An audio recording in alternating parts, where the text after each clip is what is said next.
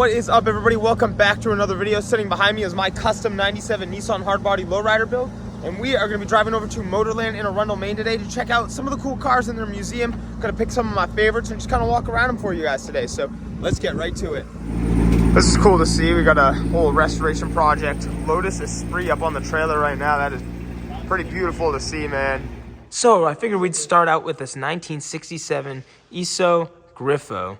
So this is a pretty unique car because it's an Italian body designed by like baritone coach builders. I mean, you can see all the fine lines down this car. This beautiful, beautiful maroon. There's only 413 of these cars. Now, under the hood, there is a 327 Chevy V8. If you come around here, look at this door handle too. You get this nice spot. You can kind of fit your fingers in there, put your thumb on the right in the lock and pop it open. It's just a really simple design. You got a nice manual transmission in there.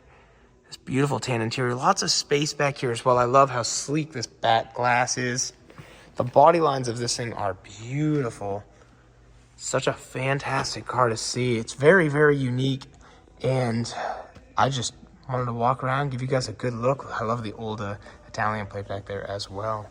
So we are walking through the museum right now, and I am learning a little bit about each car as we go. I'm probably only going to cover a select few because every car is really, really special, and I want to give you guys just a good look at each one. I mean, every car has got its story. So right here is a 1939 Alfa Romeo 6C 2500 SS. So this car is a 6-cylinder with 3 carburetors on it, and they only made 5 of these with the triple carb and 6-cylinder, and this is a very, very, very cool car to see here. I mean, we will not see anything like this anywhere else. This is number 1 of the 5. It is a dual overhead cam, 6-cylinder, 1-lug wheel down there with the big wired spokes. It's so clean. It's so pristine. This is a very, very elegant car. Like all the body lines, the big fenders that come down. You got some very pretty red interior. Just giving you a slow walk around. I love the way the window slides back there too. You get these nice big fender skirts. But again, these are cars that, like something like this, I just will never see anywhere else but here in this car collection. I mean, look at this thing. It is just really cool, man. It is a very, very beautiful car. Giving you that final walk around. The old Alfa Romeo badge up there is so beautiful as well.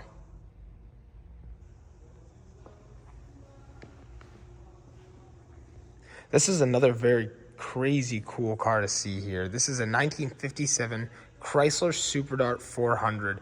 It is based off of a 1957 Chrysler 300C. Now, we're just going to walk around because I want you guys to see how of its era this car is. I mean, this car just screams 50s. So right up front, you get your nice round grille, headlight bezel, quad headlights too. This grille is very very custom styled for sure. It is a one-of-one car, especially in the soft yellow. The side trim is just runs all the way down the car and then goes right over to the front bumper, and I believe it wraps around the rear as well. You get this pretty interesting hood. This car is just huge. Look at the size of this thing. You get your nice yellow painted wheels with the big white walls. The fins are ginormous. I mean, look at this. This is the back, like this is right where the back seats are, and it's just all fin. Everything about it is supposed to look very, very futuristic, and yep, there it is. The trim just runs all the way around. You get these nice big fins. This big vinyl black top. Oh man, and check out that gauge cluster. That is beautiful, actually. Just nice and round. The steering wheel coming out, it all just is very like custom car culture styled. You get one mirror on the driver's side. I really do enjoy the way these seats are set up. Even in the rear, you get your own center console. There is so much space in this car as well. You get, those are your door handles right there, if you can see those. So you just grab them, it looks like you pull them back. Even the radio and everything is super dated to the car, but it's beautiful. Your rear view, there's 2 rear view mirrors. One might be added on, I'm not too sure. I'd have to figure, but there's a lot of very cool things about this car. And one of it is just for sure its style. But man, those fins are very, very beautiful. We're walking around learning a little bit as we go.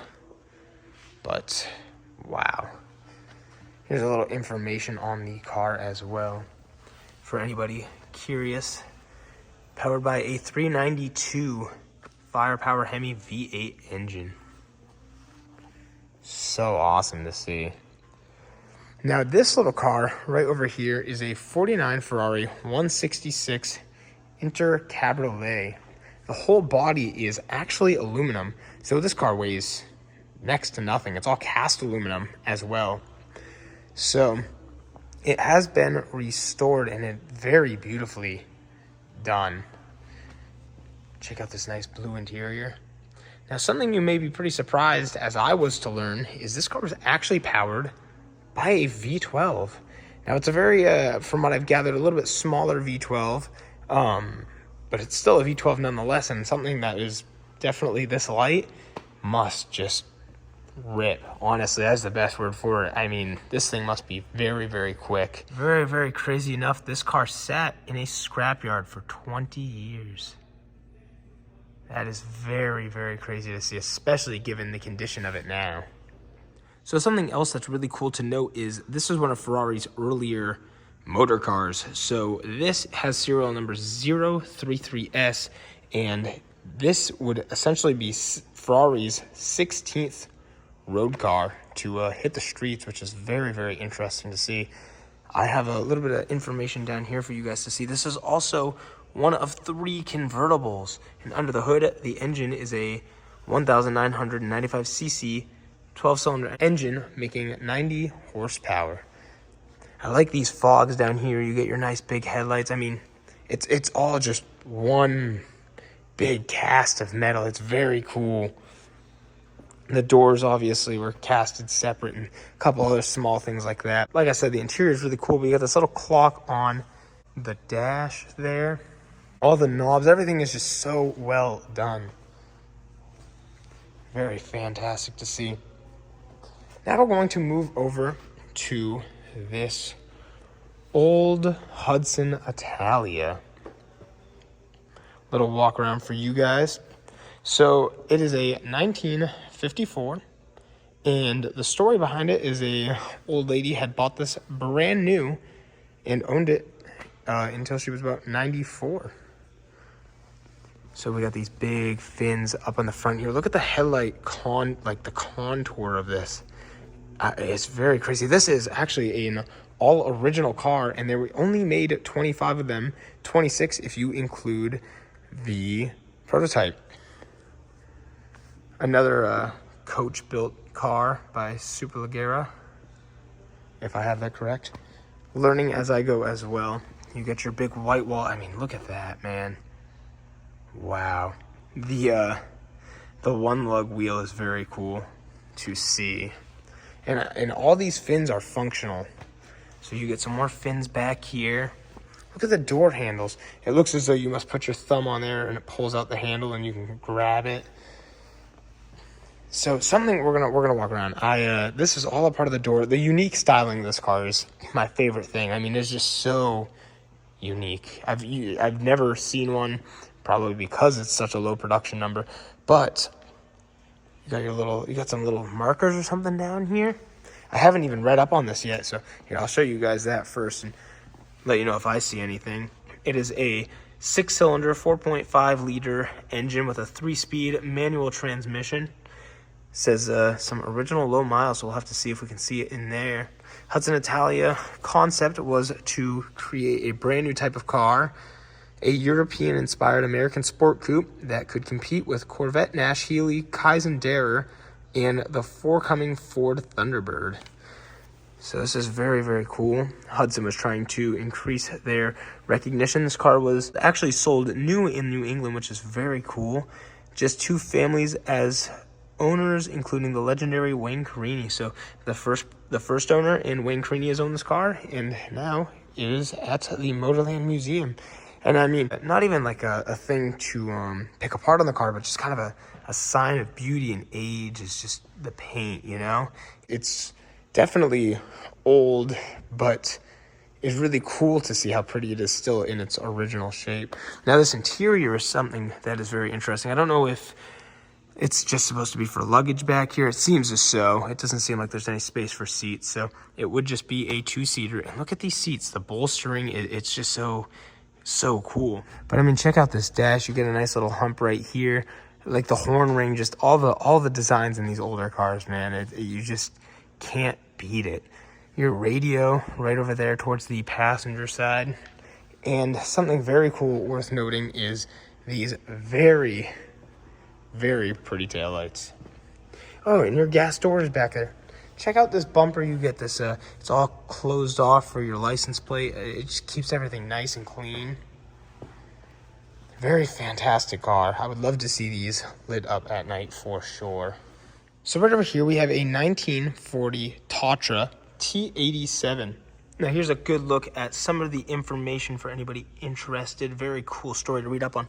But something I'm just going to walk around and talk about is this car is literally 1940. So this is before we had Porsche and Volkswagen, and this is a very big, I'll say, influential car, but actually this design was stolen by Dr. Porsche, and Tatra actually tried to sue Porsche and won, but I guess Porsche never paid up. But you can definitely see where we get that Volkswagen styling from, and it is definitely this car. This is a very important car to our history, and I'm just learning about it for the first time. I love this. This reminds me just kind of like the Tucker nose with that headlight right in the center. And now in this one, it doesn't seem as though it moves. It just seems stationary. But yeah, like I said, this is the car that we got our design for the Volkswagen from. You know, without this, we wouldn't have the Porsches and Volkswagens that we love today. It is left-hand drive, which is very cool to see. You got these handles on the back of the driver's and passenger seat up in the front there. You get, actually, these are suicide doors. I thought the rear was going to be suicide doors, but it's actually the front. So they open up in reverse. Look at these fins back here, though. I mean, this is just something I wasn't expecting to see from the front at all. And I really like it. It's got a V8 in the back here, air-cooled as well. So explains why there is so much space back here. I really love it, man. This fin is very cool. Like, this would be such a fun car to see going down the road. And yes, being air cooled, obviously you have these big air scoops. There's some more information up here, and just like I had said right there, you can tell this is a heavily what inspired the Volkswagen, as we can say. It's such a pretty car, though. So what better way to tie up this video today with this 2001 Ferrari F2001 show car. So this is a designated show car, so it comes without the engine and gearbox, but everything is pure Ferrari to how this car would have been set up for F1 with a carbon fiber tub. Look at that. It is gorgeous down there. And everything is just here. Look, a serial number, everything. It's all there. This is a car that would have been driven by famous F1 driver Michael Schumacher. And as the podium in the front here puts it, it is one of the most mythic of his Ferrari cars, being that this is chassis number 56. And this was the designated show car, as I said. Michael Schumacher achieved 13 poles, 10 wins, and his fourth F1 championship with one of these cars. And you can even see the Ferrari badging up in the front there. Everything is carbon fiber tub to magnesium and titanium components, including the titanium exhaust. What this car would have been powered by is a 3-liter Ferrari Tipo 050 V10 engine with 900 horsepower. That is a lot of horsepower in something that weighs next to nothing. All of the aerodynamics, I mean, everything about this is just very, very cool. And it's really cool seeing one of these so up close. It is beautiful. I mean, you just see everything. It's all exposed. Everything's carbon fiber to the air scoops in the back there as well. Everything. That's what this car would have looked like in motion. And like I said, it's very cool that this is a designated show car for something like this. Very fantastic to see. This was way too cool to not walk over and take a video of. Look, you can see all the components that would move in here. Your upper arms, the lower arms, how it's structurally reinforced. The aerodynamics are just very beautiful as well. The big scoops. I can't get over the carbon fiber body though. It just looks great, man. So that is I guess going to do it for today's little Motorland walk around. We just covered this and a couple other cars, but if you guys want to see some more videos on some other cars, I'd like to give a big thank to our friend Lewis that is over here today that educated me on some of these cars, because like I said, I mean, I came in here with a lack of information, and I came out of here learning something new and hopefully passed on some new information to you guys. And if you're familiar with anything, let me know down in the comments below. I mean, we're just here to learn and have fun and, you know, keep this kind of thing alive. So I will definitely come back to make some more videos if you guys are interested. This was quite a cool experience. So thank you so much for checking out today's video. And if you want to see some more content on these cars, don't forget to like and subscribe. I'll see you all in the next one. Thanks for watching, and peace out.